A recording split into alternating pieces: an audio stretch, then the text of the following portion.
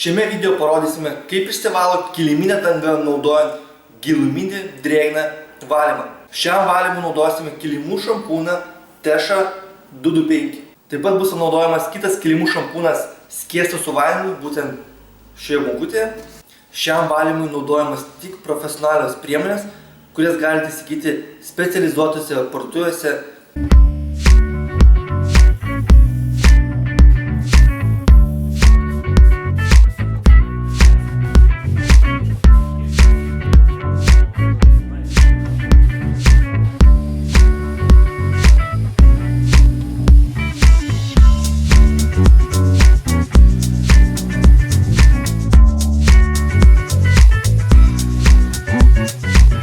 Taigi, išvalėme dalį kiliminės dangos, tam, kad parodytume, kaip jinai skiriasi nuo neišvalytos dangos.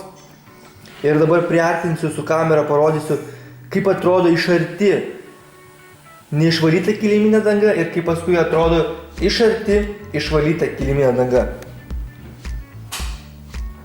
Čia yra neišvalyta kiliminė danga iš arti. Galite pastebėti, kad yra visokių nešvarumų, netgi pajuodusi. O dabar priartinsime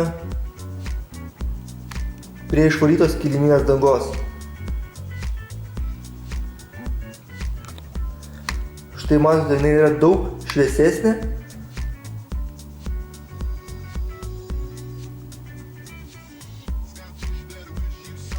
Ir visas šitas puras, kuris buvo ant kiliminės dangos, buvo pašalintas.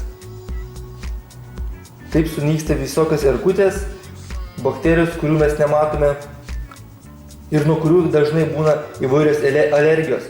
Ir žmonės neišsivalė kilimų, nesupranta, iš kur atsiranda alergijos. Taip pat, žinoma, būna ant įvairių baldų, minkštų kampų, lovų ir panašiai. Štai kaip atrodo vanduo nuo šito mažo kiliminės dangos plotelių. Visiškai mužnas, ten gali pamatyti nuosėdas, kurios lieka. Tai gali pastebėti, koks yra mužnas vanduo.